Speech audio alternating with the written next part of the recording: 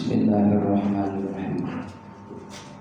Assalamualaikum warahmatullahi wabarakatuh. Waalaikumsalam warahmatullahi wabarakatuh. Hamdan wa syukran lillah, wassalatan wassalamu ala rasulillah. Asyhadu an la ilaha illallah wa asyhadu anna Muhammadan abduhu wa rasuluh. Allahumma shalli wa sallim ala sayyidina Muhammad wa ala alihi wa sahbihi ajma'in. Qala Allah ta'ala fi kitabihil karim, bismillahirrahmanirrahim.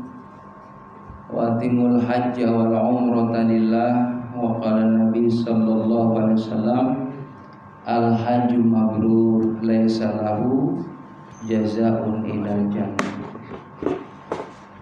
Sadaqallah sadaqa Rasulillah sallallahu alaihi wasallam. Allahumma balighna ila Makkah wal Madinah wal Arafah warzuqna wa anta khairur raziqin. Pengurus DKM yang saya muliakan, juga para hujaj, para orang tua yang saya muliakan. Alhamdulillah, kita bersyukur pada Allah, pada kesempatan yang baik ini masih diberikan nikmat barokah umur, nikmat sehat walafiat, nikmat kita bisa sholat maghrib berjamaah. Yang mungkin saudara-saudara kita pada kesempatan ini masih sibuk dengan urusan duniawiyahnya, sehingga mungkin bisa jadi sholat di akhir waktu, ya, karena kondisi perjalanan, kesibukan dan lain sebagainya. Padahal jamaah rahimakumullah, ya, kalau kita tidak memaksakan dirinya meluangkan waktu dalam ibadah, ya tentunya ya kita tidak bisa. Ya, kalau kita ngikutin repot gitu, ada baik kan. Tapi karena kita sudah manage, sudah bisa membagi waktu, ya, di antara bagaimana kita ibadah, bagaimana kita muamalah, bagaimana kita yang mencari ma'isyah, ya tentunya kita harus bisa mengimbangi semua itu supaya kita tidak rugi dunia dan akhirat. Allahumma sholli ala sayyidina Muhammad, salawat dan salam semoga terlimpah curahkan kepada uswatun hasanah Nabi Muhammad sallallahu alaihi wasallam yang kita harapkan syafaatnya. Ya rahimakumullah, kita tidak pernah jumpa dengan Nabi Muhammad, tapi ajaran beliau sampai untuk kita semua, dibawa oleh para sahabat, para tabi'in, para alim ulama. Maka sampailah kepada kita, dikenalkan tentang ya akidah, tentang ibadah, tentang akhlakul karimah. Semua itu sumbernya dari Nabi Muhammad SAW. Beliau sangat besar jasanya, hadirin. Sampai beliau ketika diuji oleh Allah Subhanahu wa taala dengan bermacam-macam ujian, tantangan, hambatan dalam berdakwah, setiap didolimi, bukan Nabi tidak mampu untuk membalas, mampu untuk membalas, karena setiap Nabi dan Rasul itu doanya diijabah sama Allah. Bagaimana ketika disakiti oleh Abu Jahal, Abu Lahab, Abu Sofyan saat itu, juga ya orang-orang kafir Quraisy lainnya yang benci kepada Nabi Muhammad. Cukup Nabi sering selalu berdoa kepada Allah, ya Allah, semoga orang yang saat ini belum dapat hidayah, semoga Engkau pilih ya Allah, diberikan hidayah. Yang saat ini mereka menyakitiku, aku berharap mungkin anak cucunya dia mendapatkan hidayah darimu dan menjadi pengikut setia denganku. Itulah doa Nabi Muhammad yang sering dipanjatkan. Terkhusus lagi bagaimana ketika beliau sedang di Taif, dilempari itu dengan bebatuan, ya, dengan benda-benda yang luar biasa, mengenai tubuh Nabi Muhammad sampai berlumuran darah. Saat itu jamaah rahimakumullah, kata malaikat Jibril, berdoalah ya Rasulullah kepada Allah agar orang yang menyakitimu ya mendapatkan azab dari Allah. Kalau memang engkau minta supaya mereka binasa habis, kota Taif ini ya ditimpakan gunung yang besar itu mengenai mereka, bagi Allah mampu. Tapi apa yang dijawab oleh Nabi Muhammad? Aku diutus ini tidak untuk balas dendam. Aku doakan mereka supaya mendapatkan hidayah dari Allah, dan aku minta tangguh ya dari kezaliman mereka yang terus menerus mengenai diriku. Aku minta kepada Allah Subhanahu wa taala agar balasan ya dari celaan, dari cacian, dari bermacam-macam ancaman ya mereka orang-orang kafir kepada Muhammad, aku berharap nanti dengan kesabaranku ya ketika Allah menawarkan untuk bisa memusnahkan mereka, tapi aku berharap semoga nanti di akhirat dengan kesabaranku ini bisa memberikan pertolongan kepada umatku agar mereka jangan ada ya dia mendapatkan siksa dari Allah Subhanahu wa taala. Terutama orang yang dia punya iman kepada Nabi Muhammad sallallahu alaihi wasallam. Walaupun mungkin jamaah yang dimuliakan oleh Allah Subhanahu wa taala, dia ibadahnya tidak maksimal karena mungkin kesibukan duniawianya, tapi dia masih ada iman kepada Allah, iman kepada Nabi Muhammad. Maka itulah harapan Nabi Muhammad, mudah-mudahan dengan kesabaranku di dunia tidak membalas ya doa yang tidak baik kepada mereka yang tidak suka kepadaku, akan tetapi dia asal ada iman aja sama Allah dan aku pun berhak memberikan pertolongan kepadanya. Itulah bentuk cintanya Nabi Muhammad, kasih sayangnya kepada kita umatnya Nabi Muhammad sallallahu alaihi wasallam. Jadi jamaah yang dimuliakan oleh Allah Subhanahu wa taala, begitu besar jasa Nabi Muhammad. Dan sebagai balas jasa kita kepada beliau adalah bagaimana menghidupkan amaliyah-amaliyah yang baik yang dicontohkan Nabi Muhammad. Nabi Muhammad mengajarkan kita pentingnya tentang ibadah sholat. Maka kita pun tentunya jamaah rahimakumullah tidak tawar-menawar. Sami'na wa ta'na, kami dengar, kami taat ya Allah ya Rasulullah. Yang alhamdulillah kita nih sholat jamaah rahimakumullah cuma 5 waktu. Yang dulunya 50 waktu tuh, hasil Isra Mi'raj itu 50 waktu. Karena memang Nabi Muhammad yang rahimakumullah tahu kondisi umatnya lemah. Ya lemah fisiknya, ya lemah kualitas iman, ilmu dan amalnya. Maka Nabi pun ya minta kepada Allah Subhanahu wa taala supaya diberikan keringanan. Jangan sampai 50 waktu ya Allah, atas usulan Nabi Musa alaihissalam. Maka diturunin dari 50 menjadi 45, jadi 40. Terus Nabi nih ya minta terus keringanan kepada Allah, yang dari 50 menjadi 5 waktu. Yang 5 waktu ini jamaah rahimakumullah, alhamdulillah ada jedahnya. Ya, ada senggang waktu yang begitu panjang. Dari mulai kita sholat ya maghrib, alhamdulillah kalau maghrib ke isya cepat. Kalau dari isya ke subuh itu kita bisa menikmati tidur. Dan ketika kita tidur di malam hari ba'da isya, niatkan ya Allah, aku tidur ini niat untuk ibadah. Maka ada rangkaiannya supaya dinilai kebaikan sebelum tidur. Bagusnya ambil air wudhu. Setelah ambil air wudhu, kita baca rangkaian-rangkaian doa yang diajarkan oleh Nabi Muhammad. Yang pertama baca Al-Fatihah, lalu Al-Ikhlas 3 kali, Al-Falaq sekali, Anas sekali, Ayat Kursi sekali. Baru kita tiupkan di telapak tangan kita, lalu diusapkan dari ya ujung rambut sampai ke seluruh tubuh kita, ujung kaki. Maka tidurnya kita dari ba'da isya menunggu waktu subuh dinilai ibadah di hadapan Allah. Bahkan tidurnya kita mendapatkan penjagaan dari malaikatnya Allah Subhanahu wa taala. Kita tidak akan ya terkena bala musibah. Ya pada malam itu bagi orang yang membaca rangkaian-rangkaian doa yang diajarkan oleh Nabi Muhammad SAW. Yang memang kalau kita tidak lazimkan, kalau kita tidak dawamkan, tidak biasakan, maka memang terasa berat.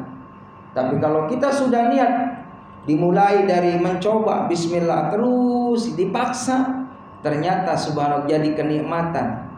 Kalau sudah terbiasa dan merasakan nikmatnya zikir tadi, kita baca sebelum tidur, maka apabila kita belum zikir yang sudah biasa kita lazimkan, ada sesuatu yang kurang ya pada diri kita.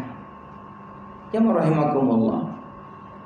Dan kita niatkan di saat kita tidur ba'da isya, ya Allah, aku ingin bangun di malam hari untuk tahajud, untuk qiyamul lail.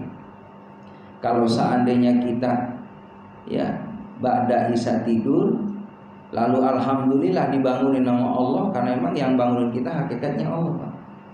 Makanya diniatin yang kuat. Bangun kita jam 2, jam 3, ternyata alhamdulillah kita baca doa, alhamdulillahilladzi ahyana ba'da ma amatana wa ilaihin nusyur. Bahkan dianjurkan oleh Rasulullah, silakan kita baca sholawat yang terpendek enggak apa-apa, sallallahu alaihi Muhammad atau Allahumma shalli ala Muhammad, sebagai bentuk ya rasa penghormatan dan bentuk cinta kita kepada Nabi Muhammad. Kita akan melakukan amalia yang dicontohkan oleh Nabi Muhammad sallallahu alaihi wasallam. Lalu kita bangun di jam 3, boleh kita mandi hadirin. Ya walaupun ya kata medis memang mandi di malam hari itu tidak baik. Tapi mandi di malam hari itu jam rahimakumullah antara jam 12, jam 11, jam 12. Ya kalau jam 2, jam 3 ini malah bagus. Ya menurut penelitian. Ya saya ketemu sama seseorang yang alhamdulillah Pak usianya udah 60 lebih, tapi kelihatannya awet muda. Saya tanya, kenapa Pak? Kok Bapak kayaknya awet muda? Jadi ini bukan Ustaz aja yang ngomong, Ustaz, banyak teman-teman saya seperti itu. Ya alhamdulillah saya ketemu sama ya seorang itu, dia bagi pengalaman, ternyata kalau malam antara jam 3 setengah 4 itu mandi ya disiram rambutnya, itu diantaranya adalah membuat kita ini segar. Dan membuat kita ini mohon maaf kulitnya ya seger gitu, kulit segar, pori-pori juga bagus gitu ya. Dan menurut penelitian medis juga itu di waktu itulah ada ozon ya, vitamin yang luar biasa yang dibutuhkan dalam kehidupan kita. Jadi mandinya itu jam 3, jam setengah 4 Pak. Jadi jangan mandi jam 1 ya, kayaknya kurang nyaman juga. Apalagi menurut medis memang orang yang dia nggak tidur Pak, dia begadang lalu mandi malah kurang bagus. Jadi makanya kita atur itu ba'da isya, sunnah Nabi Muhammad itu tidur dipercepat. Jadi Nabi Muhammad itu ba'da isya Pak, beliau udah nggak ada lagi waktu untuk disia-siakan kecuali mempercepat tidur. Jadi antara jam 9 beliau segera tidur setelah taklim dengan sahabat, sedang bermusyawarah, bermudzakarah dengan para sahabat, mempercepat tidur supaya mempercepat pula bangun di malam hari dalam kondisi segar. Karena beda Pak, Bapak coba kalau kita tidurnya malam gitu Pak, tidur jam 1, mau bangun jam 3 berat. Iya berat Pak, makanya dipercepat tidurnya supaya nikmat di malam hari. Karena jamaah rahimakumullah, ketika kita bangun di malam hari melakukan qiyamul lail, lalu kita baca Al-Quran, diantaranya juga ini resep jamaah rahimakumullah, kata ulama, dan ini survei membuktikan banyak orang-orang yang memang realitanya nyata gitu. Sudah sepuh usia 70, 80, matanya masih bagus Pak, normal gitu. Artinya alhamdulillah gitu ya. Kalau memang dia ada hambatan pun dengan banyak baca Quran, insya Allah akan dibersihkan itu. Jadi Quran itu terapi jamaah rahimakumullah, supaya kita ini benar-benar terus dijaga kesehatan matanya, dijaga kesehatan pendengarannya, Bukankah ketika kita membaca Al-Quran di malam hari, ya, dengan suara yang lembut, yang terdengar oleh telinga kita gitu kan, Masya Allah, itu terapi mulut kita, terapi mata kita, terapi telinga kita, terapi daripada aturan napas kita, yang sehingga insya Allah Allah sehatkan lahir dan batinnya bagi orang yang qiyamul lail, bagi orang yang dia tilawah Al-Quran dan menunggu waktu azan subuh dikumandangkan. Inilah orang yang kaya, hadirin, orang yang akan beruntung nanti di akhirat. Walaupun tidurnya jamaah rahimakumullah tidak begitu lama, ya kan? Ya, kalau saya tidur jam 9, 10, 11, 12, 1, 2, 3, 6 jam gitu kan. Memang normalnya kan 8 jam. Tapi karena diatur itu nikmatnya, menikmati tidurnya, lalu kita pun bangun untuk munajat kepada Allah Subhanahu wa taala, maka insya Allah sehat lahir dan sehat batin. Itu yang kita minta. Habis tahajud munajat sama Allah, apalagi sembari nangis, Pak. Kalau kita doa di malam hari, minta sama Allah. Dalam hadis qudsi, ketika malam hari hamba tadi bermunajat kepada Allah Subhanahu wa taala, maka insya Allah doa hamba tadi akan diperkenankan oleh Allah Subhanahu wa taala. Jadi saatul mustajab itu malam, Pak. Orang pada tidur, kita bangun. Masya Allah, itu nikmat. Terus dibiasain ya rahimakumullah, bangunin istri kita, bangunin anak-anak kita. Ya kan udah dicontohin nama Nabi Muhammad, kalau bangunin istri kita itu, Pak, dipegang pipinya, saya sholat saya. Kalau nggak mempan pakai duit 100.000 ya, assalamualaikum saya. Ya 100.000 insya Allah langsung melotot. Cuman merem juga udah diambil ya gitu.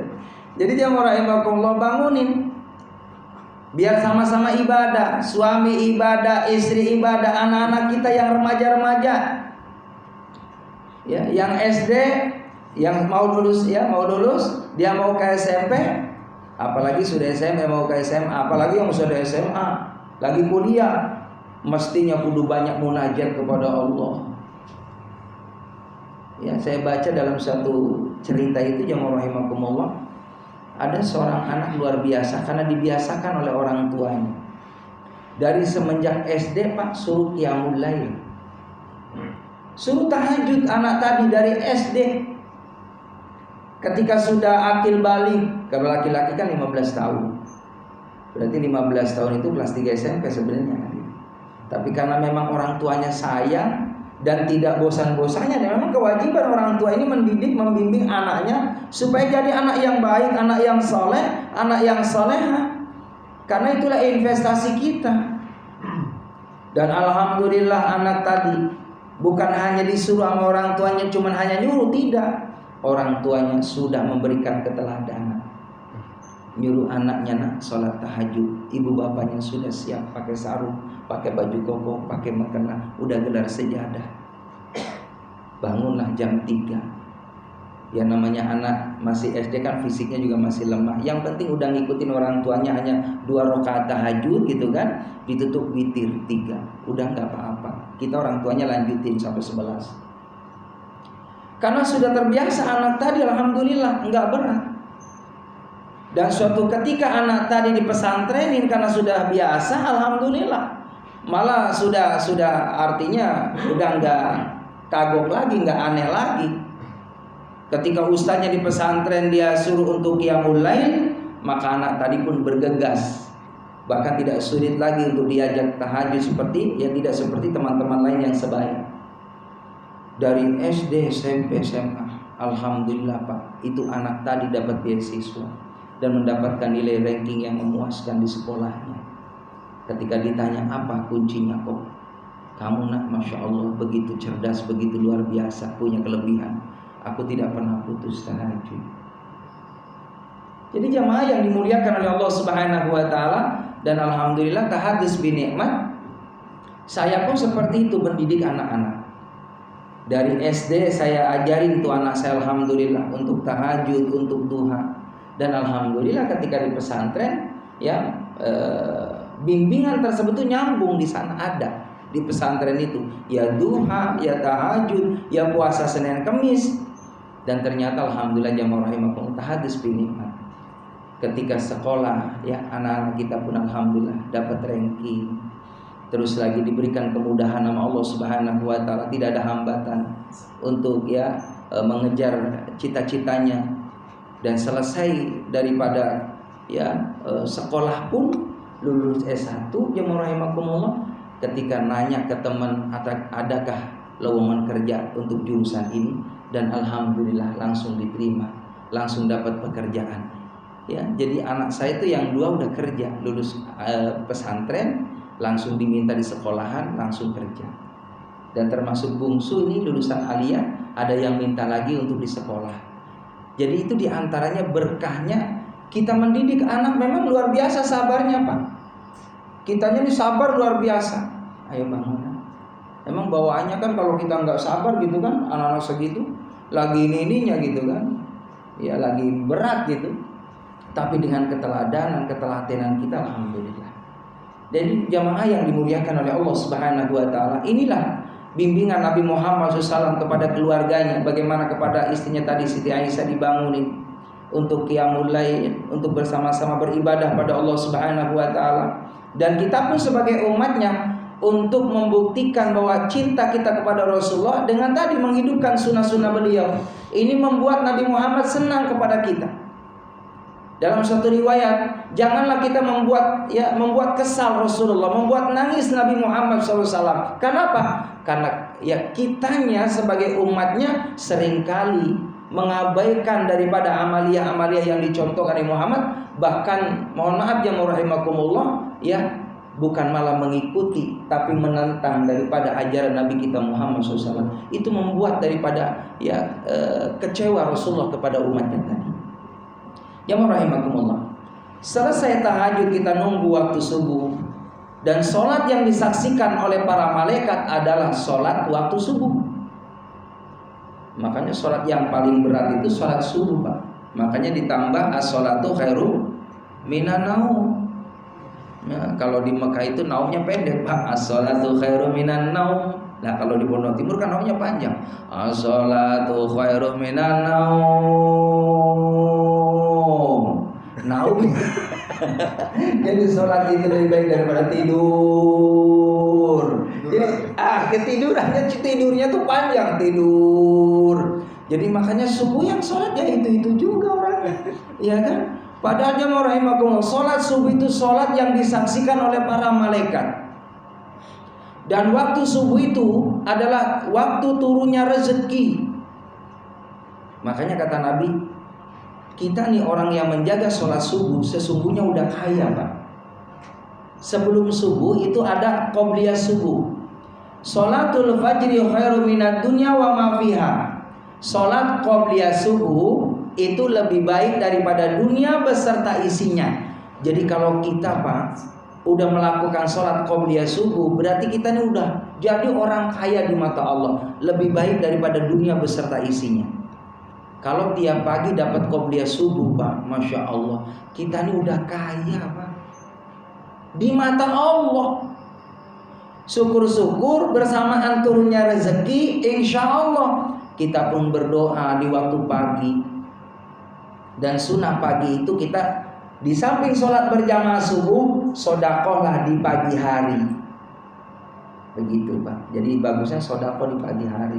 Ketika pulang subuh tuh Pak, sholat subuh nyari Pak orang-orang yang memang butuh bantuan dari kita. Kalau kebetulan kita ada rezeki. Dan kalau sodakoh itu kita diam-diam, gak usah ada orang yang tahu Pak.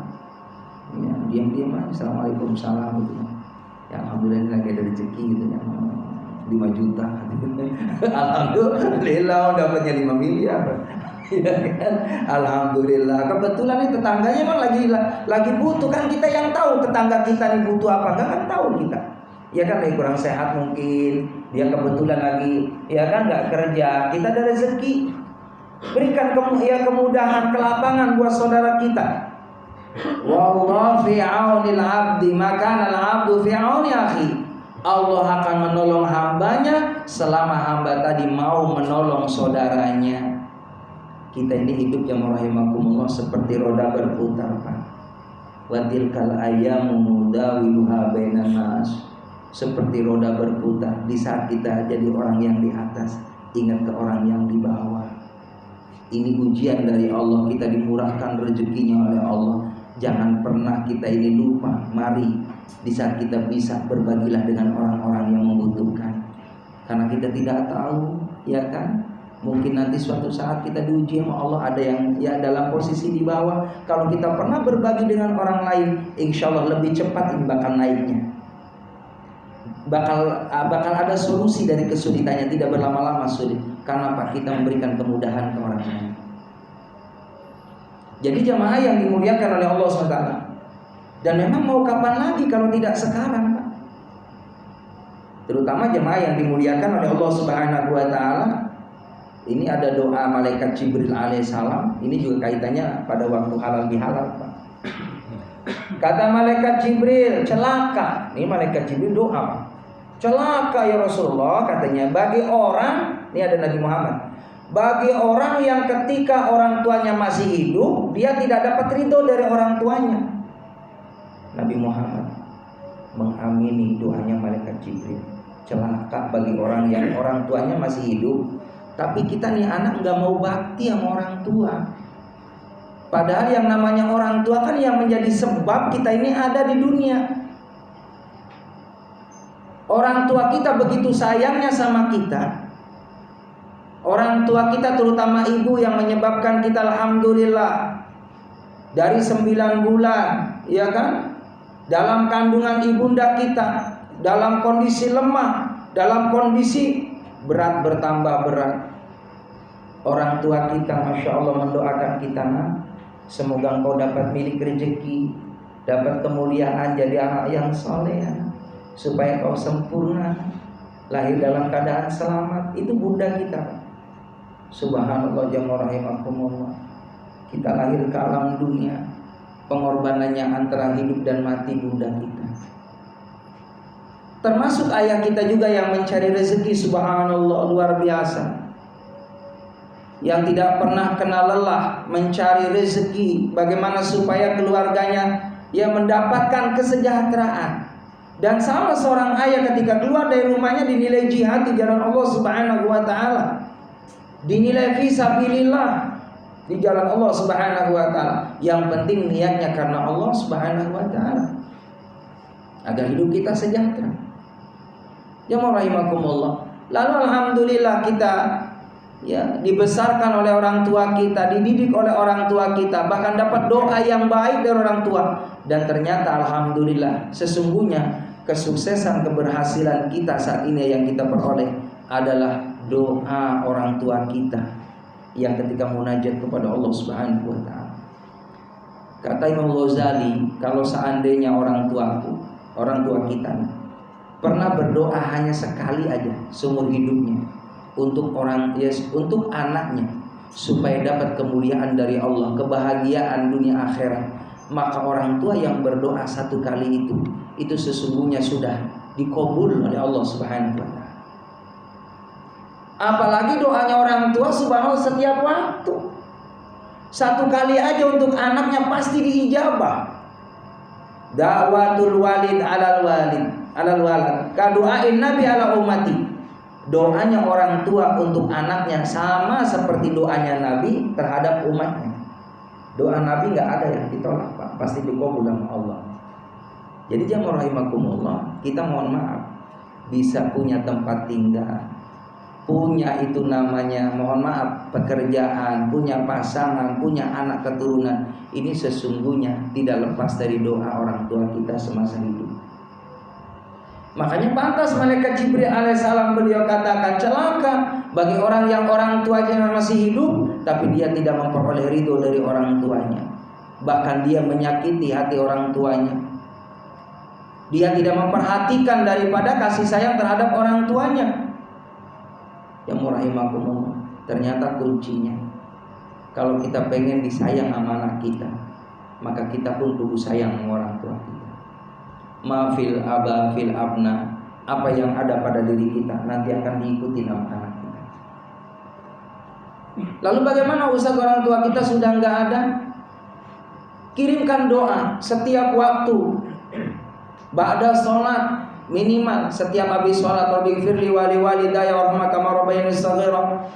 Syukur-syukur setiap kita baca Quran ya rahimakumullah, kita niatkan, ya Allah, saya niat mau baca Quran. Kebaikannya ya Allah limpahkan untuk orang tuaku yang ada di alam barzah. Sebutkan, limpahkan ya Allah buat pamanku, buat bibiku, buat pasanganku, buat anak-anakku yang sudah tidak ada ya Allah. Buat sahabatku, ini juga berlaku hadirin.